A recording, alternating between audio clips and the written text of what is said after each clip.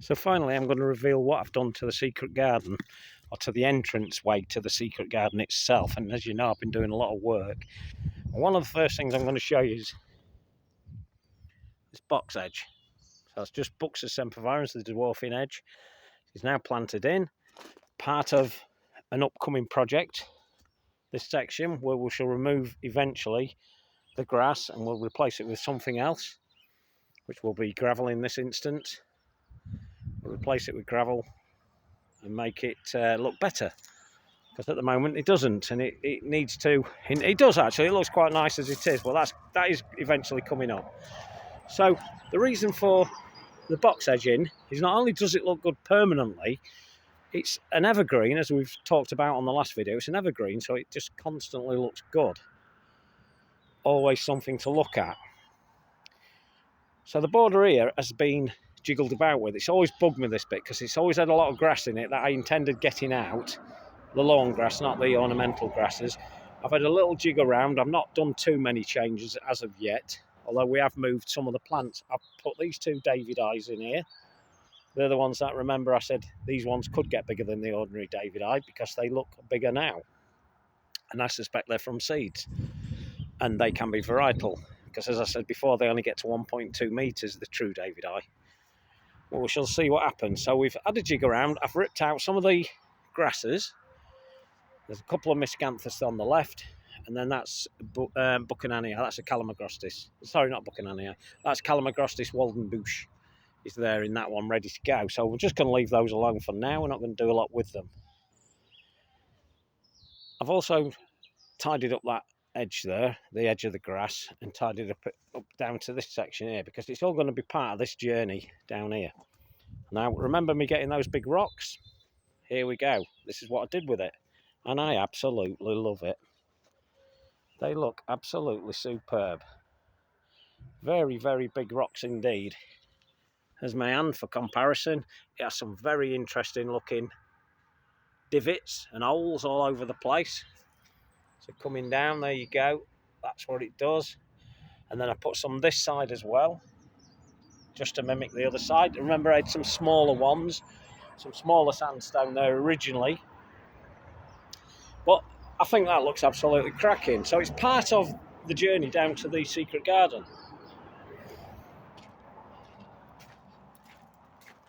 But this bit takes you down to the shack. So from this angle, I think it looks fantastic. I created this V here because it just looks right. We had more rocks left. In fact, I've got a few more left yet. A few more rocks are left yet. I may end up bringing them all the way down to here. I don't know. I quite like it how it is at the moment. So, yeah, so the secret garden. So this was the side of it, the outside of it, as you know. And we had all that. And I've painted those posts since then, as you know. And they were the original stones, and they give you some sense of perspective, really. Just looks good. It makes them look like it goes a lot further than it does, because they're a lot smaller down there, and these rocks are a lot bigger. I love it. Look at that. All for free. All for free. Just finding these things. I mean, I'm very fortunate where I work, because I'm able to pick up these things off an old estate, and they are going to just get dug into a big hole, buried or thrown away. And I wasn't going to let that happen. So, here we go to the secret garden. So, I took off the bird feeders, as I taught before. I decided I wanted the birds to find their own food, and I didn't want them to become too reliant on me feeding them. The only time I will feed these birds now, and it won't be with feeders because I've given them away, is with food on the floor, seeds on the floor, and I shall, if we get some really bad winter weather, and I mean snow or harsh cold, then I will throw seed down for them, and that will be fine. I've decided they need to find their own food around my garden. My garden is providing plenty of insects now. It's at that point where it can produce it, so they're going to have to do that. Now, as part of the entrance, I've also messed about with this. Now, remember, there was a Cotinus here. If you remember, put your mind back, look through some of my videos. There was Cotinus cogigrea, and I believe it to be royal purple. And it was huge. Can you remember? It was huge, and it just wasn't working for me. We've got a great berberis here that's the same colour. and either we're going to have to go. I'd never had a Catinus what was so mature in any garden that I've owned in the past, and I really had to think about this before I removed it, but I had to remove it, and I dug it out, and it had a massive root system. Well, not root system, but the basal section, as like this, was massive, and it took some digging to get it out. But I got it out. And then I've decided we've put a sorbus back in here. We've moved a sorbus. We've put the sorbus in there. We've got the English yew, Taxus baccata, Davidi, which is quite a fast-growing one. Very green looking at the minute. Will turn back to yellow. And then this one here, and I cannot remember the name of this one. I meant to look it up before. But it's quite a flat-growing yew, but fairly small growing. I don't think it gets very big. But it's going to look great against that sheep feeder once that gets growing again. You can see I've still got some box edging in there. That's a bit of leftover stuff. And then to the entrance itself, again, I keep diversifying, don't I? Well, that's what I do. So this is the post that was up in the other area, up the top there. It was up there originally. And it pays you to just move things around, see if they work better. They're not always going to work better, but sometimes they do, and in this case it does. I have this blackbird sat on it. It's metal blackbird. It's quirky. The blackbirds actually come and sit and chit chat with it from time to time.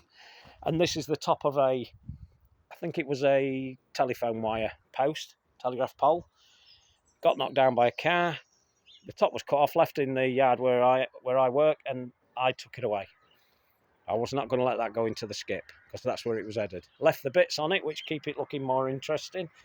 And it's just literally dug in the ground. Good job it is. Good job I've not cemented it in each time because it's had about 5 moves. Quite happy with it at the moment. Now what will happen eventually is that this will be dug up and that will be gravel to take you around there, and that will create that path that way. Whereas when we come to here, this will be bark chippings, and the bark chippings will come all the way through to the secret garden that we call the secret garden. Now what I've done as well is this section. So I did add some picket fencing, or picket type fencing, and it's exactly like this. I decided the window was not correct. I never thought it was. I just thought I'd have a play about with you all. I had people saying put it in, people saying leave it out. I'd always intended to not put it in. I was going to play about with it a little bit, but I never really had the intention of putting it in because I knew that this would be right once I got this on. And we have crazy ideas from time to time, but I decided not to put it in. And that's how it's going to be, and that's how it's going to stay. Now, I've introduced not only the box edging there, but I've also introduced 3 other ones that I already had, and I've been growing these on for some years. And they're a little bit bigger than them and more. I was hoping to round these off over time, and they're quite nice. I may end up leaving them to form one big massive box edge there. Maybe they'll grow into each other, and maybe I'll make an interesting shape at that point, but I don't know. It's all exciting, and it's all about letting time catch up with me, and then let's see what we want to do with it. But I think you'll agree that looks fantastic at the entrance, and especially these rocks. I keep coming back to these rocks. I just love them. As soon as I put these down, they worked. Each one of those rocks only had one move, and I sussed out which rock would go where, and because they're heavy, and then I brought them down on a sack barrow and dropped each one in. I think there's only one rock that I chose wrong and had to change it for another. But each one, when you get your eye in with these things, you know where they're going to go and how they're going to look. They look fantastic. So to the entrance itself, pretty much not changed apart from these sections. As I said, decided no window. Sorry for those that wanted to see that window go in it. As I said, it was never really going to happen, but it was something I did consider. Now, one thing I will deal with is this side bit here, and I've decided that I might get some more hawthorn, and I may drag it across this area, make it go across the edge itself, just to give it that finalised finish. And I may invest in some bigger hawthorns if I can find them in pots, get those going in there. So if we look at it from this side here, we can see I've also brought the picket fence to there, which is good. It kind of ties it up. Now, I've been calling this the secret garden for some time, and as I said, it's neither a garden or secret. It just isn't. It's plagued me each time. Maybe the problem has always been in that I named it the secret garden, and that set something going in my head that wasn't a reality for some years to come. Now in the future that is going to happen, because these shrubs are going to grow, as you know. They are going to grow, and they will make it more secret. But having said that, I've been looking back at it, and it's not really secret, is it? It's not really a garden, shall I say. It's not really a garden, so I don't know what I'm going to do. Now, this is Elaeagnus pugans maculata. I've put it in. I love it. It just works straight away. And it's actually very similar to the holly that's next to it. And I don't like to overdo these things, but, you know, I bought this plant, and it's an evergreen. It needs a bit more protection, and it'll just get all the protection it needs here. Downside, it reverts. It's very prone to reversion. And by that I mean some of these stems will come out and they will have a green leaf, but there won't just be a odd green leaf, it'll be a full branch of green leaves. Now I've already removed one when I bought it, but that's likely to carry on. Something I'm going to have to keep my eye on, and I will. I'll keep my eye on it, and I want that to form quite a big shrub over here. So it's gonna cover all this section here. It's gonna be great. So that's a gun again, disguising it. Now this berberis that's back here was already here when we came, and it was tiny. And I've forgotten just how little it was, but I've looked back on other pictures and had a look, and it was probably about a foot and a half tall. It's now up to 4 foot, or 3.5, 4 foot, and that's how quickly this one grows. It does. It really. Sorry, it's not berberis. It's Lonicera. It's Lonicera, and it's like this bee, Bagenson's gold. So it's related to the honeysuckle. It's a bit like that, but I don't know the exact relation. But anyway, we've kept it going, and I've clipped it back as I said I would. Now the colour, we went for this colour. We had some paints already, and between me and Kathy, we decided to mix our own paint because I wanted it green. I was going to do it black, and I decided no.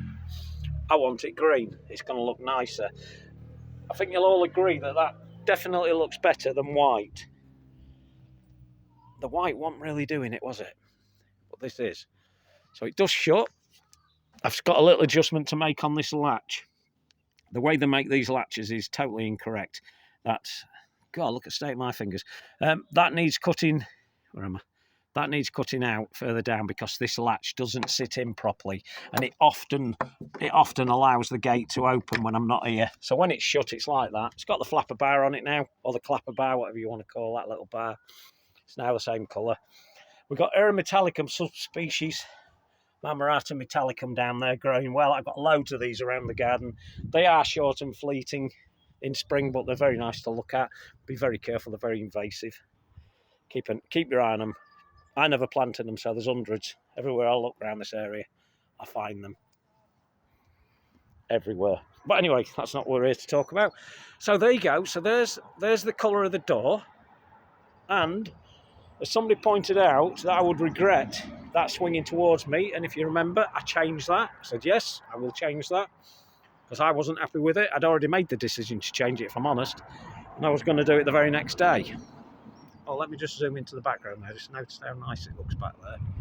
See if it picks it up on the hills at the back there. Look at that's the view. I get to see that. It's beautiful. It really is beautiful up here on the Lincolnshire Wolds. It's fantastic. Zoom back in. Okay, so yeah, so it gives you these interesting little views through. So remember as well that I've got an hydrangea here. Subspecies Anomalies peturalis growing up here. Sorry, I'll try and stop saying all these big posh names because it annoys people. They think you're like a professor, but I'm not. I just remember names. And that's going to do well. That's going to crawl all the way up that section there, and I'll be very happy when it does. I've got a bigger one actually down the other end of the garden that I'm constantly toying with bringing down here and putting up here as well. It's a lot bigger, and it's small enough at the minute to still be able to remove it successfully. So we get interesting. Well, look at that shadow there, that light coming through that side there. Just it all gives it a little bit of interest, doesn't it? And these are little things, little quirky little things I look for when I'm doing things like that. So that looks like I've painted stripes onto it, but that's just the sunshine coming through that side of the structure itself. So that's looking really nice. I'm really happy with this. So I've called it the Secret Garden, and I'll be honest with you, I'm actually toying with changing the name.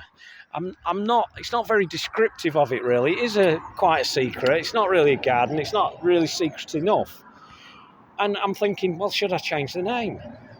Maybe that will help. So I'm trying to come up with a few names. What I might call it. It's a folly. Maybe it should be called something like that. Maybe we should pull it in with this, which is the Anderson Shelter Arbour Seat that I've created as a knockback to the RAF Binbrook, which is just up the road from me, for the wartime area with the Second World War. Maybe I should try and give it some sort of name there. It could be called the Glade. It could be called the shaded area. But I've got a shaded area up there, or the fernery. But there's not enough ferns. There's about 4 ferns in here. Maybe I can put more ferns in. I'm toying with putting hostas up there at the moment, right up there. I've got loads of hostas, and as I said in another video, I'm about to move this cow drinker that's got hostas in it, and maybe this is where they'll come. Now I love these. These are up on the tree further up, the prunus that we've got, the Cerasifera, and although it's a nice tree and we had some stumps, Kathy put these onto it. These were always intended to actually be sat in a flower bed and be looking like little flowers sat on stalks, so you can imagine how nice they would look. So I'm probably going to aim to do that with these and put them into a flower bed. They're just here for safety at the minute, to keep them out of the way, because they keep blowing off, so they keep blowing off that tree. So do I change its name? Do I change its name? I know you'll probably all make suggestions, but I will choose my own name eventually. I don't know what it'll be. Now, you four, you can remember me talking about Whistleberry Garnet in a previous video where I said, I was putting it in that sheep ring feeder, and I quickly realised that it was related to Robbie Eye, and it is a Robbie Eye, and it was growing too quick, and it was definitely going to take over, and it did, and it filled that area very quickly. If I'd have done what I did with the grass and put a barrier in, it would have been fine, but I didn't. So I took it out and I've put it here. So I kept a few bits. I could have put loads in here, but two little sections. I've got one here with a few roots. Oh, there's one here, you can see. And then there's another one up there. There's hellebore there. That should do all right next year. It's rubbish this year, that hellebore, because I moved it in the winter. But it'll be fine next year. And that's going to cover all this section. I can control it here. It can go over the edge if it wants. It's a grass track at the other side, or grass border to the edge itself on the other side. Not my garden, but nobody lives there because it's at the side of the road, so it's a verge. Then I put some of the grasses in here because I know these grasses, this is Brachytricha, and it will take shady areas. Now it is starting to grow again. This one's away again. Is this one away again? Yep, there's one or two little bits in there that I can see, so they'll do quite well. And remember, this is the type of flower they produce. And let's stand them up in the ground to give you some idea. So they're very, very nice grasses for shade if you've got shade.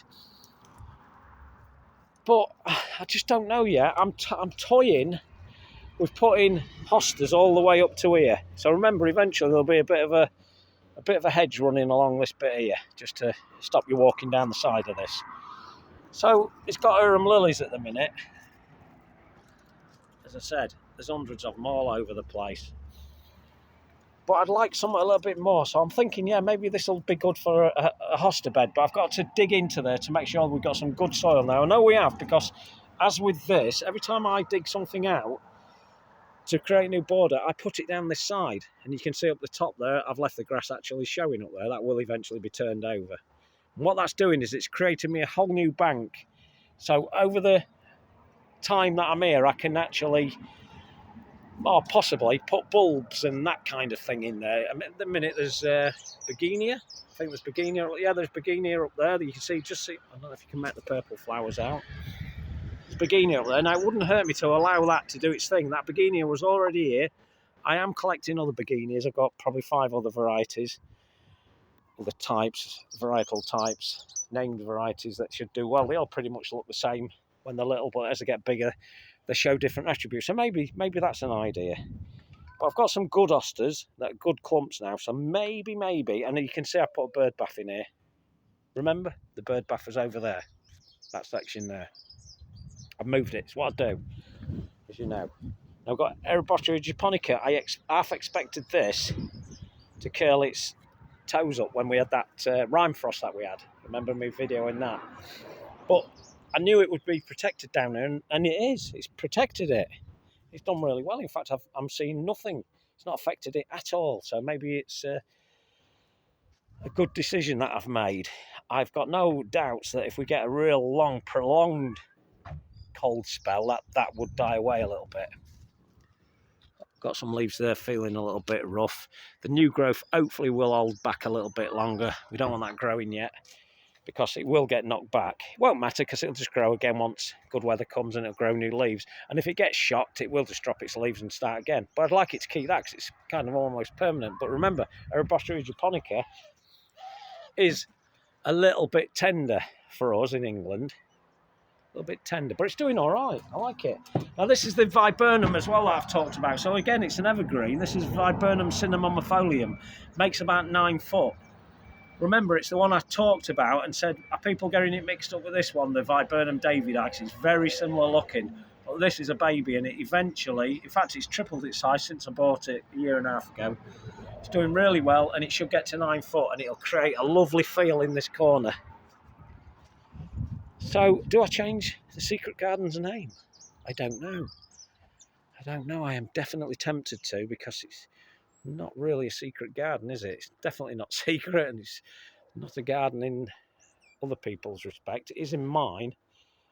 Anything where you put plants is a garden as far as I'm concerned, but I don't think the name's appropriate. So I'm going to give it some thought, and I'll come up with some wacky name. If I do decide to change its name, I will tell you.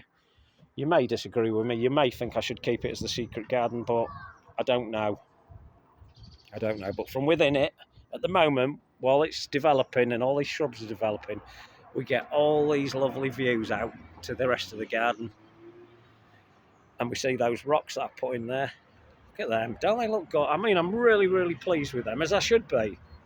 They were free, but it worked. And when you put it down like this and it works immediately, look at that, little blackbird's just, oh, it's gone. I was just trying to show you blackbird then, it just flew right down to my feet, didn't know I was there. Yeah, so when you put things in, you usually know straight away whether they're going to work. And in this case, it's definitely working. You could tell straight away. So that's the entrance to that. I think you'll like the green. I think the green's the right choice. As I say, we mixed it up. We had enough. We've got a little bit left. It's almost like a forest green, that.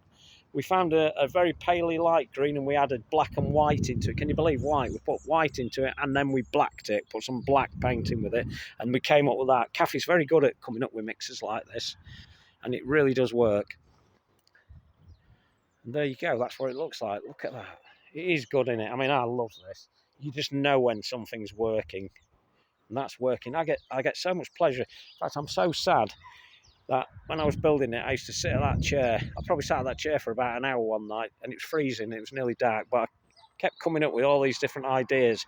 And it was during one of those twilight visits to this area that I decided this is where the rocks are going. And I was actually putting these rocks here when there was practically no light left. But I'm so keen to get it done, I decided that's what I would do.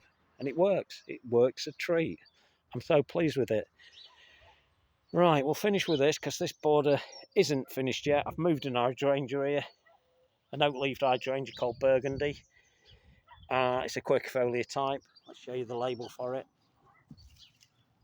So we've got that one, and we'll allow that to grow. We've got one or two, believe it or not, there are one or two shade lovers in here. I don't know where they've gone. There is somewhere. I think I buried some of them. I've put, believe it or not, I've put some Miscanthus giganteus back in here. There you go, I've put a ribbon of it, and it will grow up next to this mahogany, not cause any problems. It'll not cause any problems with this. This small tree here, it won't cause any problems with that. That should be okay. Hopefully, he says. Will it be okay? Yeah, it should be okay. It should look good. So over time, that will shoot up in the air. I remember the days when there was a conifer there, a little tiny conifer. I hated it, 9 foot tall, hated it. And that was one of the first ones to come out. But that Acergryzium there, which I'll show you, it is starting to flake. So you can see the flaking with it. I love Acergryzium. It's very slow growing. Remember, people, sometimes they do make it up to 15 foot. some of these, if not taller. A little bit of judicial pruning and pruning at the correct time can keep that down.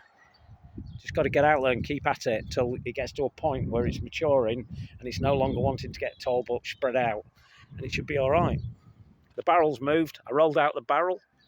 It didn't have rum in it, but I did roll it out. Nearly killed me. It does fill up because it's got one or two little holes in it, which is good because it fills it up and it keeps the barrel together. But when I move it, I have to tip it up on its side to empty it every time, and that's quite a task. So there you go. That's what we've done. I hope that was worth waiting for. Any comments? I know I've gone on a bit, and I over 25 minutes. For those that have made it to the end of this, well done. You've done really well. But that's the reward you've got, seeing that. Okay, I'll talk to you on the next one. Ta-da.